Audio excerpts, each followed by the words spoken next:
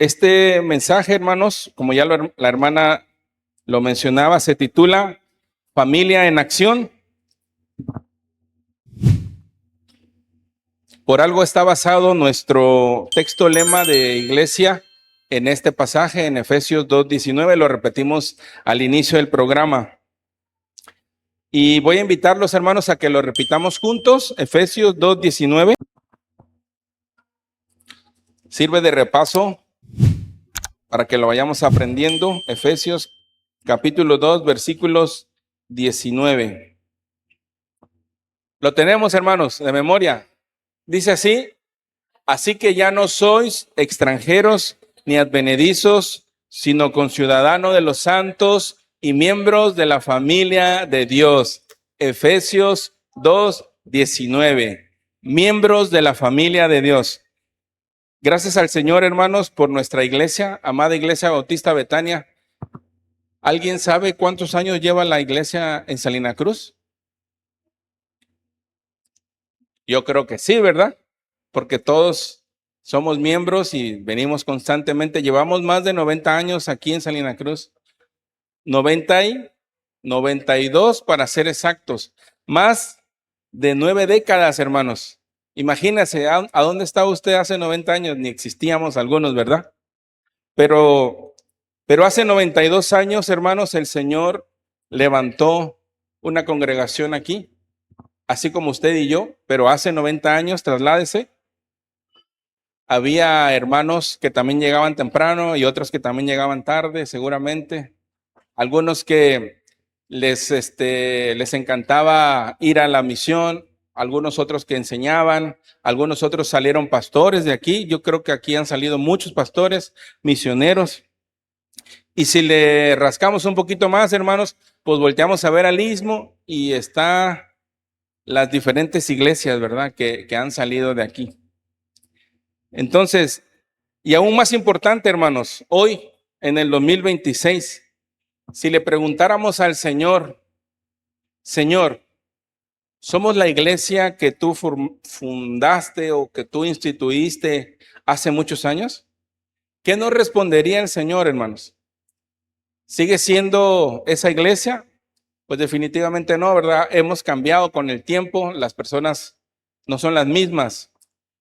Si bien no son las mismas personas, al menos el deseo de nuestro Dios sigue siendo el mismo, hermanos. ¿Sí? Y debería de seguir siendo el mismo también el deseo de nosotros. La esencia de la iglesia que Jesucristo diseñó no se limita a estas 4 paredes, hermanos, ni a una reunión dominical como hoy. El Señor no fundó un club social ni una agencia de servicios religiosos para venir miércoles o domingos.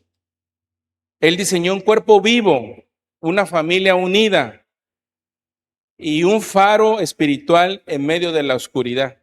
Y ahí está la imagen que hoy tenemos en la iglesia, ¿verdad? La imagen del faro.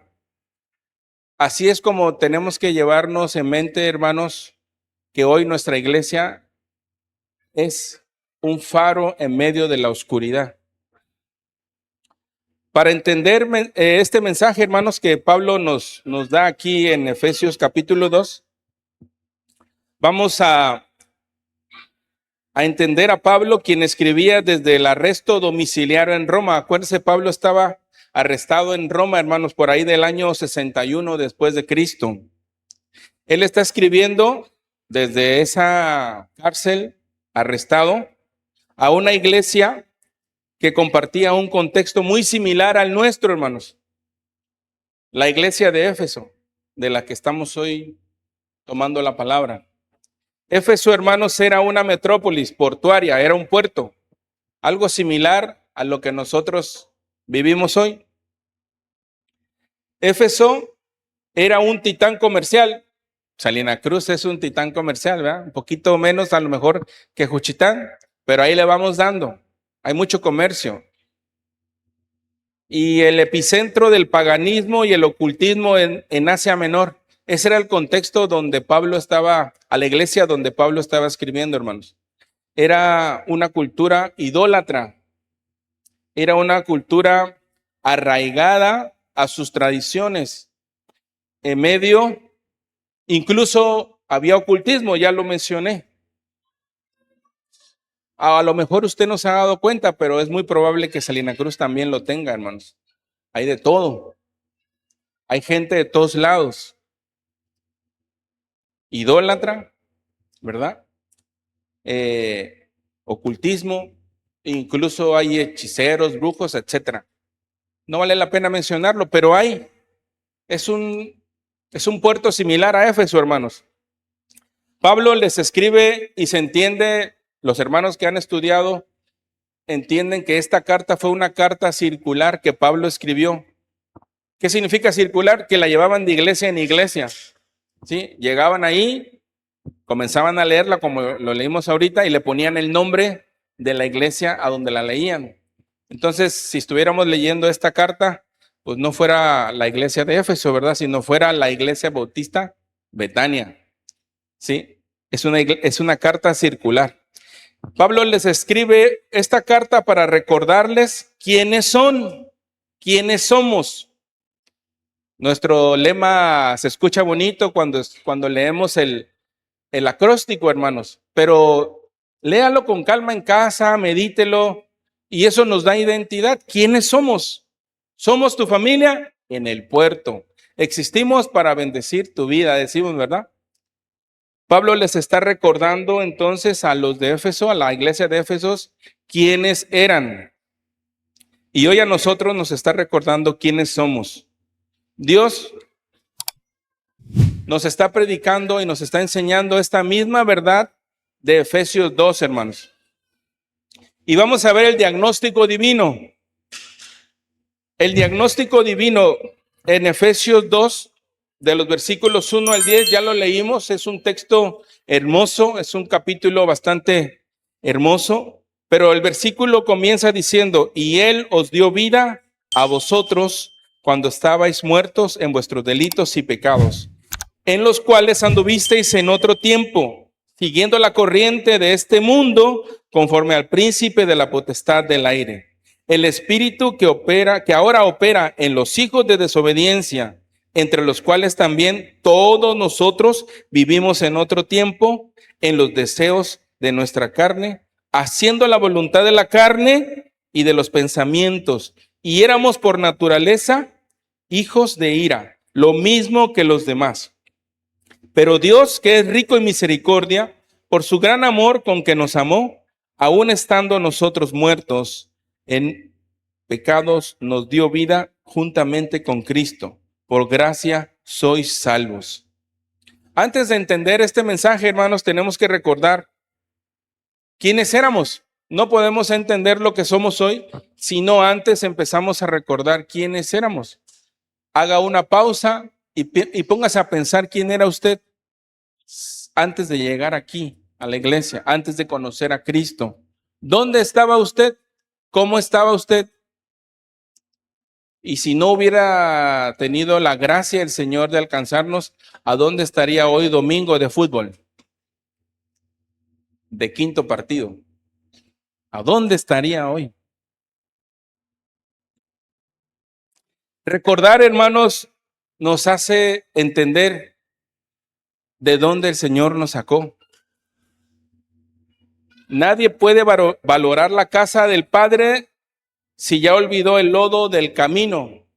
Es decir, necesitamos en ocasiones recordar de dónde nos sacó el Señor y lo que Cristo hizo en nosotros para valorar lo que tenemos, hermanos.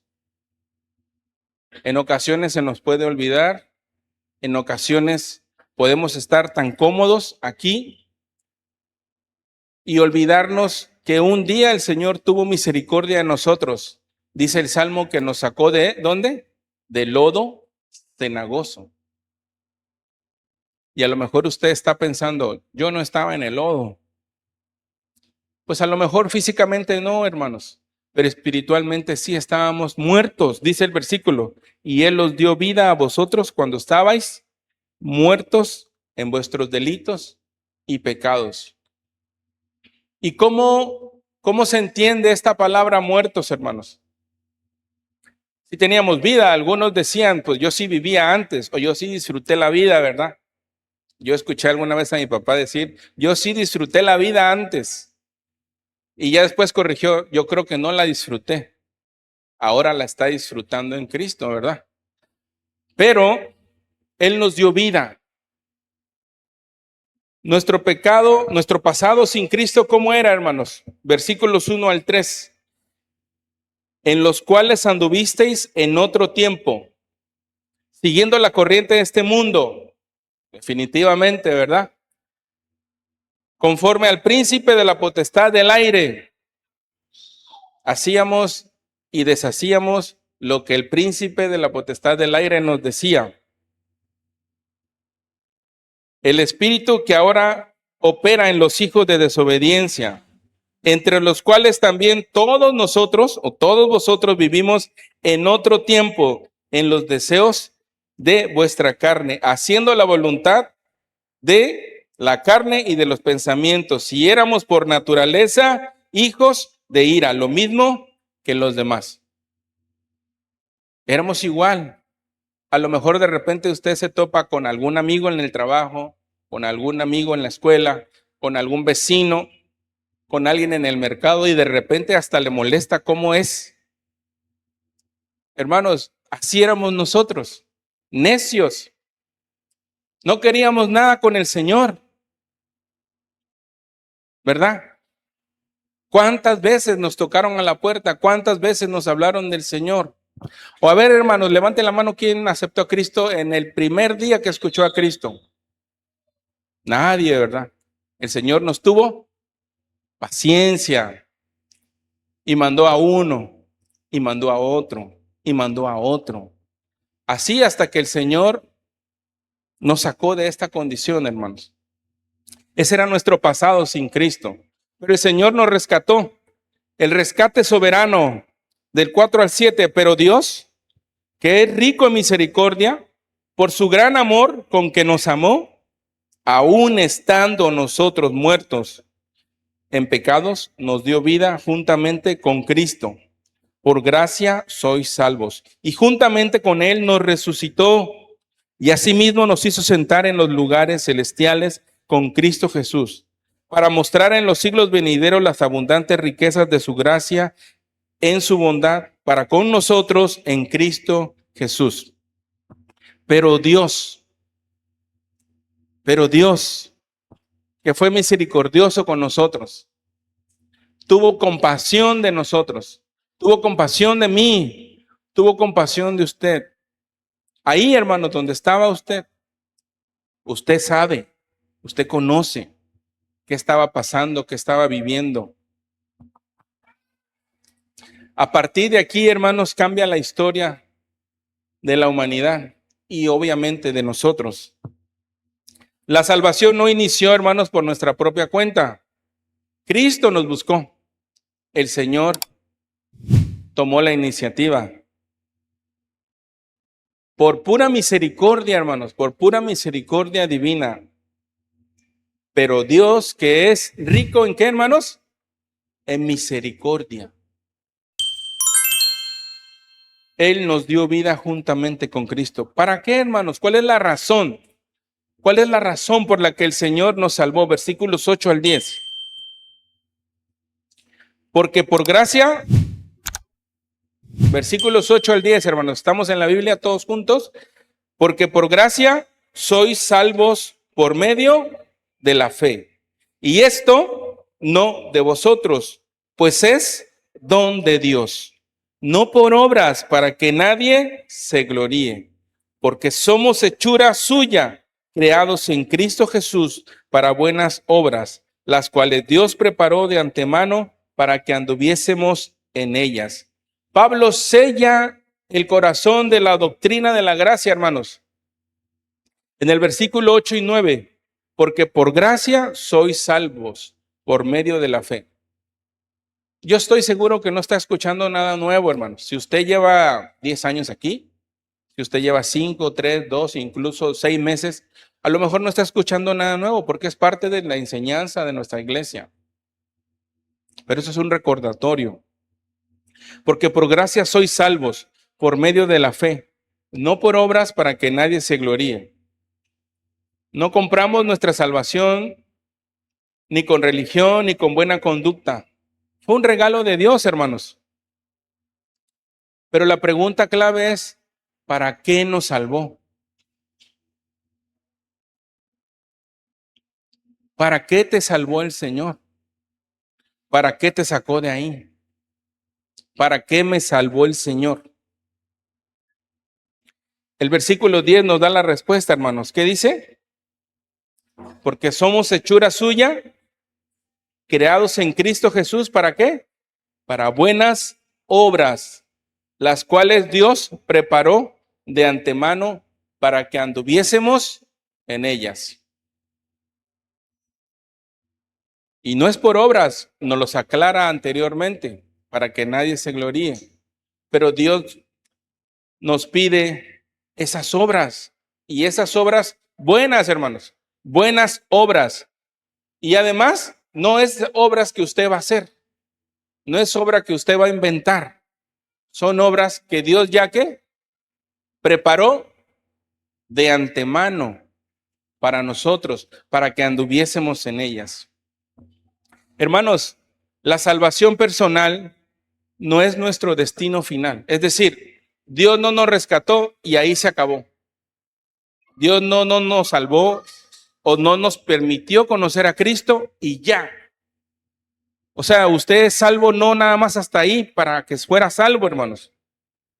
Ser salvo o conocer a Cristo, aceptar a Cristo en tu corazón y ser salvo, solo es el comienzo, hermanos. Es el lanzamiento, es la plataforma de lanzamiento apenas.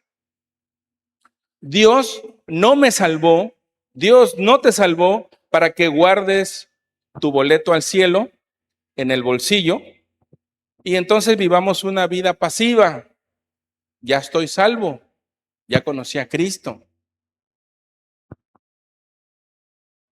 El Señor no nos salvó para eso, hermanos, solo para llegar con Él. Nos salvó por gracia para que caminemos en las buenas obras que Él ya preparó para ti y para mí. ¿Y saben dónde quiere que vivamos esas obras, hermanos? Aquí, en Salina Cruz, o donde usted vaya, Tampico, para los que se mueven, Cintalapa, Chiapas, teníamos visitante de Tapachula también, ¿verdad? Pues a donde andemos, para eso nos salvó el Señor, para vivir en esas obras, las cuales Dios preparó de antemano. Ese es el milagro colectivo, hermanos. Pasamos de ser enemigos de Dios a ser ahora la familia de Dios, la familia en Cristo Jesús. Efesios 2, vamos a leer ahora el versículo 11 al 18. Estoy siendo rápido porque vamos a tener sesión, pero vamos a leer del 11 al 18, hermanos. Por tanto, acordaos de que en otro tiempo vosotros, los gentiles, en cuanto a la carne, eras llamado incircuncisión por la llamada circuncisión hecha con mano en la carne. En aquel tiempo estabais sin Cristo, alejados de la ciudadanía de Israel y ajenos a los pactos de la promesa, sin esperanza y sin Dios en el mundo. Pero ahora en Cristo Jesús, vosotros que en otro tiempo estabais lejos, habéis sido hechos cercanos por la sangre de Cristo, porque Él es nuestra paz, que de ambos pueblos hizo uno, derribando la pared intermedia de separación, aboliendo en su carne las enemistades, la ley de los mandamientos expresados en ordenanzas, para crear en sí mismo de los dos un solo y nuevo hombre, haciendo la paz, y mediante la cruz reconciliar con Dios a ambos en un solo cuerpo, matando en ellas las enemistades. Y vino y anunció las buenas nuevas de paz a vosotros que estabais lejos, a los que estaban cerca, porque por medio de él los unos y los otros tenemos entrada por un mismo espíritu al Padre. Y aquí, hermanos, la salvación entonces no es es un asunto individual, es un asunto también colectivo, comunitario. de iglesia. ¿Por qué? Porque Cristo murió o Cristo destruyó las barreras según los versículos 11 al 15. Y aquí, hermanos, voy a hacer un paréntesis porque necesitamos entender algo que a nosotros no nos hace clic todavía. Tenemos que entender, para empezar, que esto está siendo escrito para gentiles,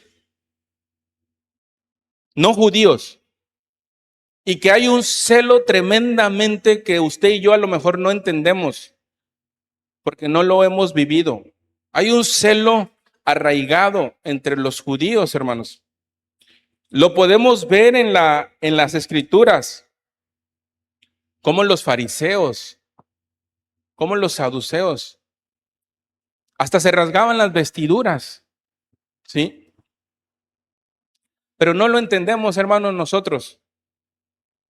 No lo entendemos, porque afortunadamente nacimos en un contexto diferente, donde ahora ya se tiene mucha pluralidad, donde se tiene aceptación.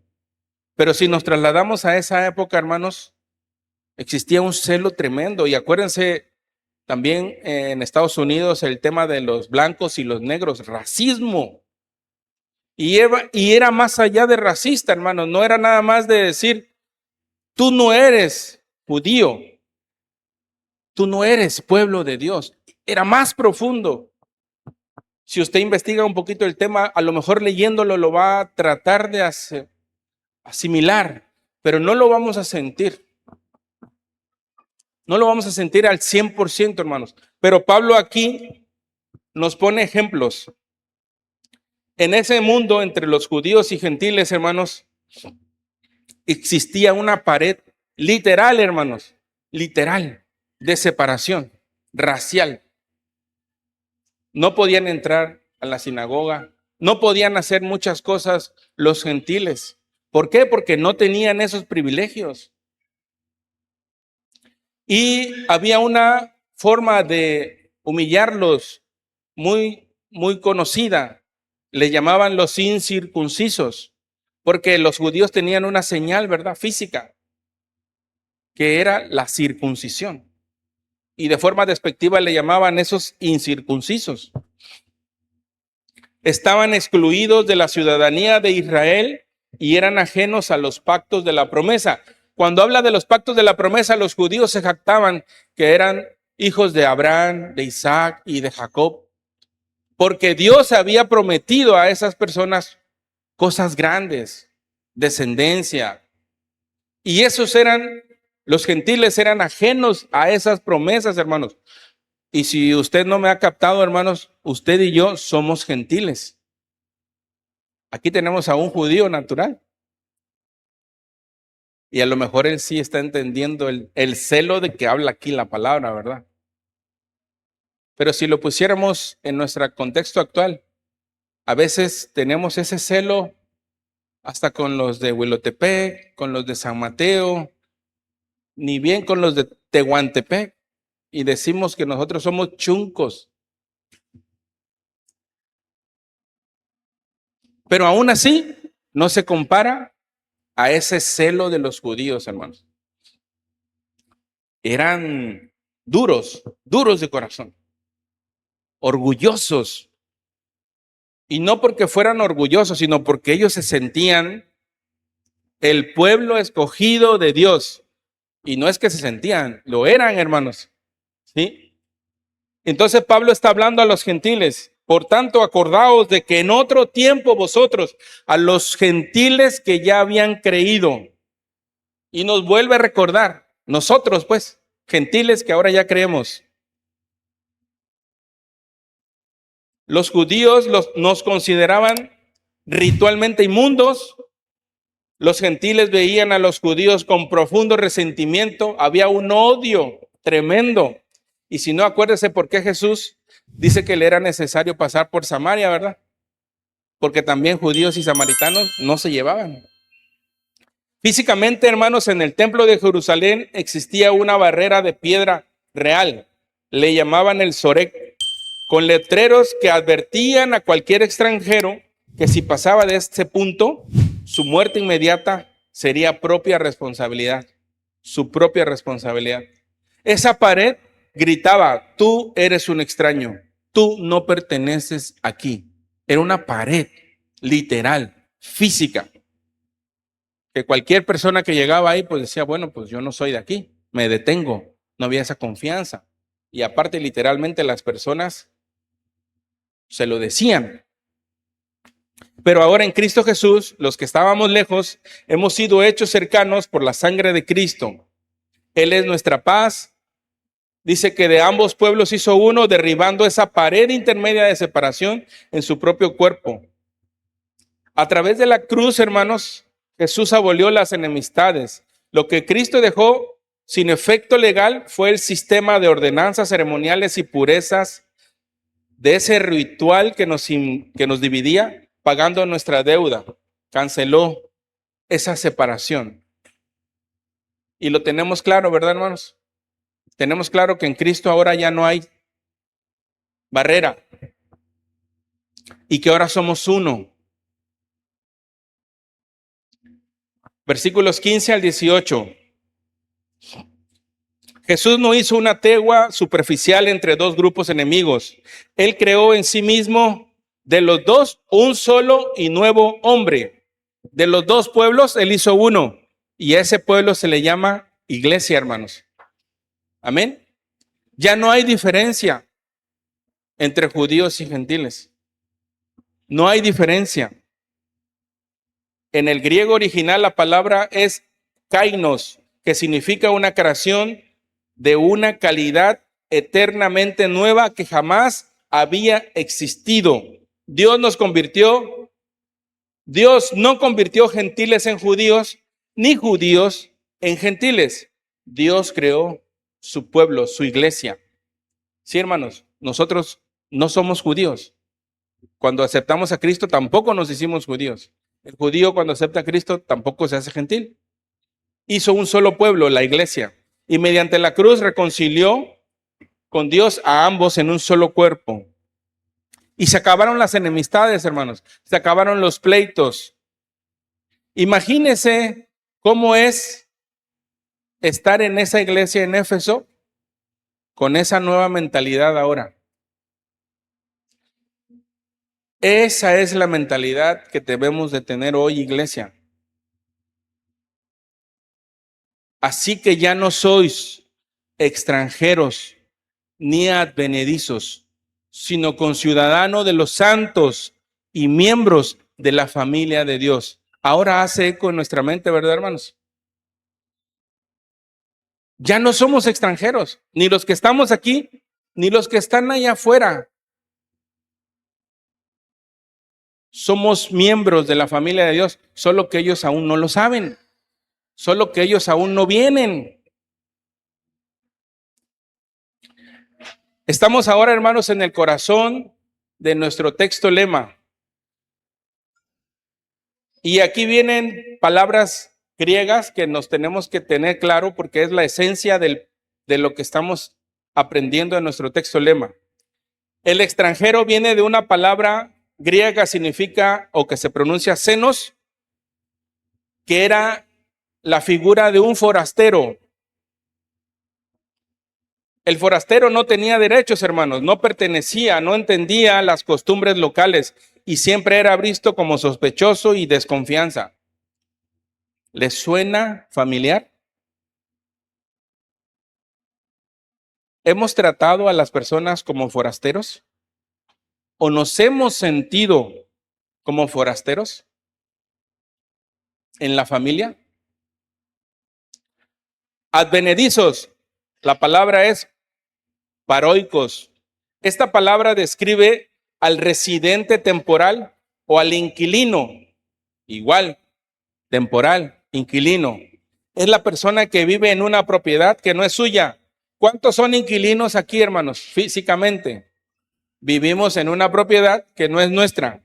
¿Qué pasa cuando hay una gotera? Casero, oye, tu casa tiene una gotera. ¿Qué pasa cuando le falta una pintadita? Casero, tu casa le falta una pintadita. ¿verdad? Porque no es nuestra propiedad. Y nuestra actitud, pues, es comunicar las necesidades de ese hogar o de esa casa al dueño. Porque somos inquilinos, hermanos. Y si de paso no somos de Salina Cruz, pues somos extranjeros también, ¿verdad? Entonces, tomamos actitudes naturales de extranjeros, de advenedizo, paroicos, es decir, inquilinos, residentes temporales. El peso de la verdad, Pablo dice a la iglesia, en Cristo se terminó el desamparo espiritual. Dejaron de ser ciudadanos de segunda clase o visitas temporales en los asuntos del reino. ¿Usted, hermanos, está aquí como extranjero? ¿Está como inquilino? No me responda, respóndase usted. Y la pregunta sería, ¿y cómo paso de ser o de sentirme extranjero y de inquilino? Pues la respuesta está aquí, hermanos, en Cristo Jesús. Si tú has aceptado a Cristo, ya no eres extranjero. Si tú tienes a Cristo en tu corazón, ya no eres un inquilino. ¿Qué somos entonces? ¿Cuál es nuestro estatus ahora en Cristo? Conciudadanos de los santos, dice el versículo 19. ¿Sino qué? ¿Qué somos, hermanos? Conciudadanos de los santos. ¿Y qué es conciudadano, hermanos? Simpolites, esa es la palabra griega. Es decir, compartir la misma ciudadanía. Simpolites, compartimos la misma ciudadanía. En el Imperio Romano dice poseer la ciudadanía era un alto honor, de los más grandes. Garantizaba protección legal, dignidad, derechos inquebrantables. Esa es nuestra ciudadanía hoy, hermanos. Somos conciudadanos de los santos. ¿En quién? En Cristo Jesús. Y usted tiene derecho, el mismo derecho que tiene Abraham, Jacob, Isaac. Usted tiene los mismos derechos. Lo que él le prometió, el Señor le prometió a ellos, también usted tiene parte en esas promesas, pero no lo teníamos. Pasamos entonces de ser solamente simpolites, paroicos, a ser simpolites, conciudadanos y integrados a la iglesia, a la familia de Dios. Recibimos de golpe el pasaporte celestial. Tiene los mismos derechos espirituales de los héroes de la fe que ya mencionábamos. ¿Y cuál es nuestro estatus relacional ahora, hermanos? Eso es nuestro pasaporte personal, pero nuestro estatus relacional. Dice que, versículo 19, ¿y miembros de dónde? ¿Y miembros de la familia de quién? Hermano, el que está a su derecha, dígale, eres miembro de la familia de Dios. El que está a su izquierda, por si no lo sabe o por si se le olvidó, eres miembro de la familia de Dios. ¿Sabes lo que eso significa? Ya no eres extranjero, ya no eres advenedizo. Ahora eres miembro de la familia de Dios con todos los derechos. Amén. Amén. Gloria al Señor. Vamos a cerrar, hermanos, contextualizando estos versículos a nuestra iglesia y a nuestra época. Efesios 2:19. Ese es el pavimento, la base que tenemos. Dios nos ha plantado estratégicamente aquí en Salina Cruz, hermano. Usted no es casualidad. Si vino de trabajo, tampoco es casualidad. Usted vino a Salina Cruz por algo. Si usted vive en Salina Cruz porque aquí nació, Dios tiene un plan maravilloso con usted y conmigo. Hay industria, hay comercio, hay migración, hay mucho movimiento, hermanos. Y hay mucha gente que está paroicos, ¿Qué quedamos que era? Extranjero. Hay mucha gente que está viviendo, la otra palabra, ¿qué dice? Bueno, la otra palabra. Mucha gente está viviendo como extranjero y como advenedizo en Salina Cruz. Es decir, se siente extranjero, se siente inquilino. Y es nuestro trabajo, hermanos, hacerlos parte de la familia de Dios. ¿Sí? Es nuestro trabajo honrar a Dios como lo hicieron los hermanos de la primera iglesia bautista Betania en Salina Cruz. No fue fácil. Hubo pleitos, hubo guerras, divisiones, porque eso es parte del crecimiento y parte de la enseñanza y parte de la madurez.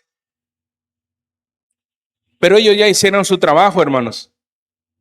Ya hicieron lo suyo y hoy nosotros estamos disfrutando de de ese resultado.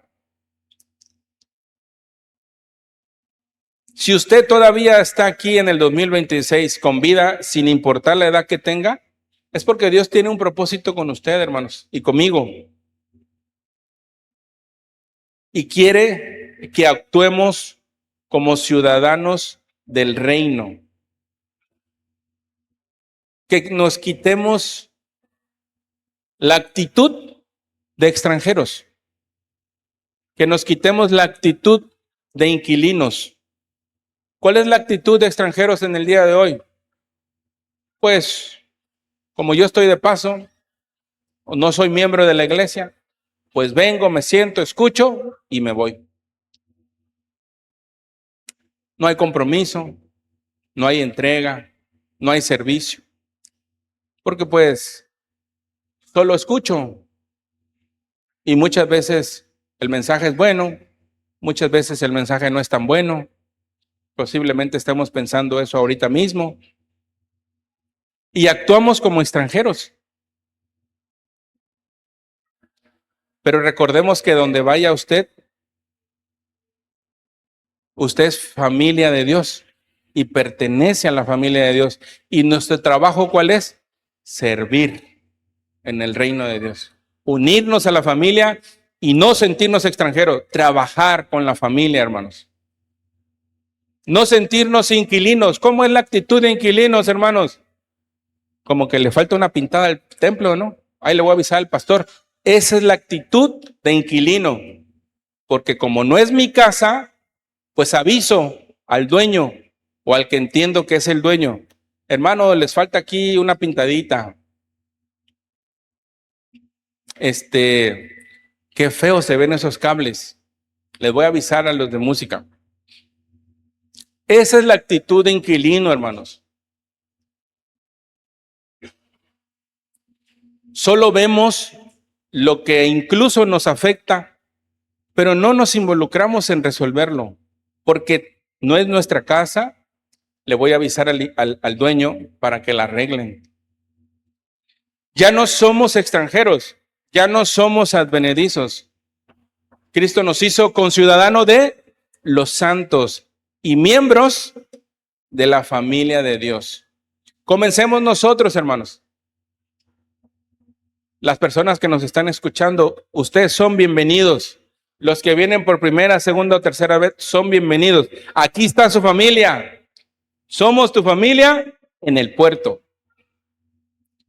Pero si usted ya es de Cristo, si usted ya conoció a Cristo, ya no somos extranjeros, ya no somos advenedizos, ahora somos conciudadanos de los santos y miembros de la familia de Dios. Y aquí es donde entra nuestro título del mensaje, familia en acción.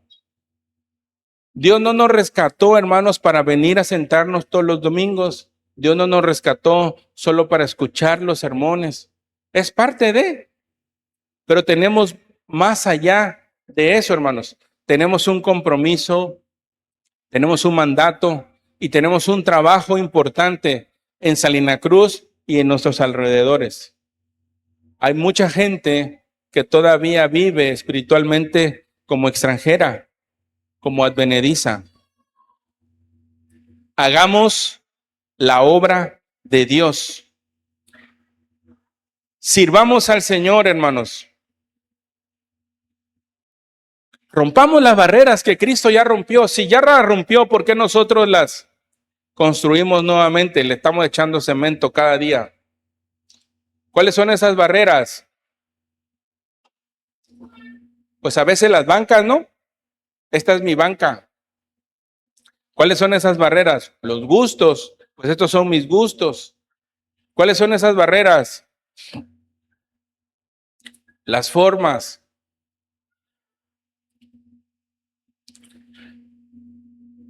A veces, hermanos, son barreras que nosotros mismos construimos. El Señor ya las derribó. Acerquémonos a los hermanos, hablemos con las personas que nos visitan, compartamos el amor de Cristo dentro y fuera de nuestra iglesia, hermanos. Como un hogar, como una familia,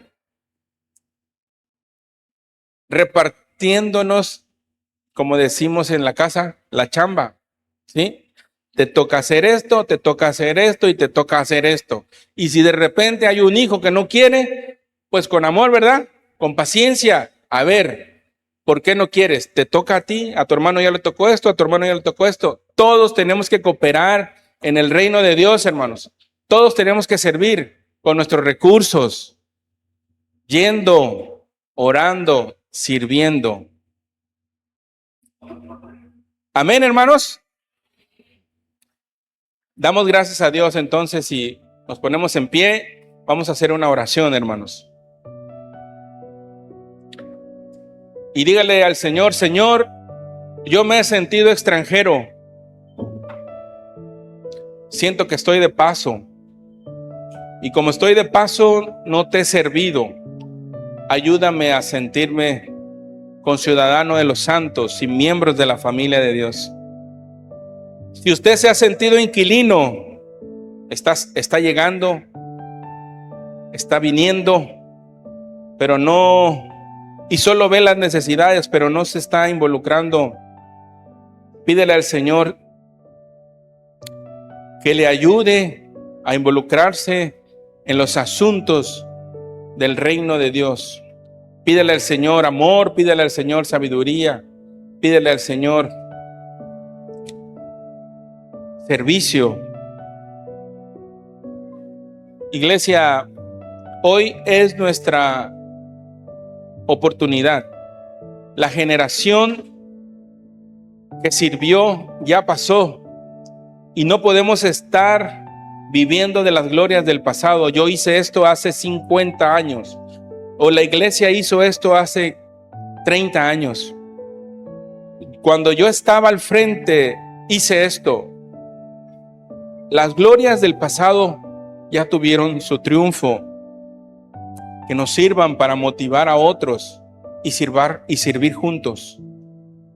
Padre, gracias, Señor, por tu iglesia. Gracias, Señor, por tu pueblo, por Betania, Señor, porque sin duda alguna, si tú nos has puesto aquí, es con un propósito, Señor. Ayúdanos a vivir como miembros de la familia de Dios. Ayúdanos a entender, Padre, que tenemos responsabilidades. No con el pastor, no con los diáconos, sino nuestra responsabilidad principal es contigo, Señor.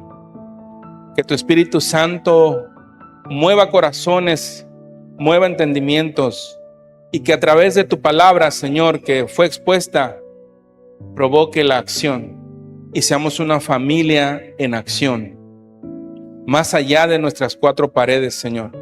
Gracias porque lo estás haciendo, Señor.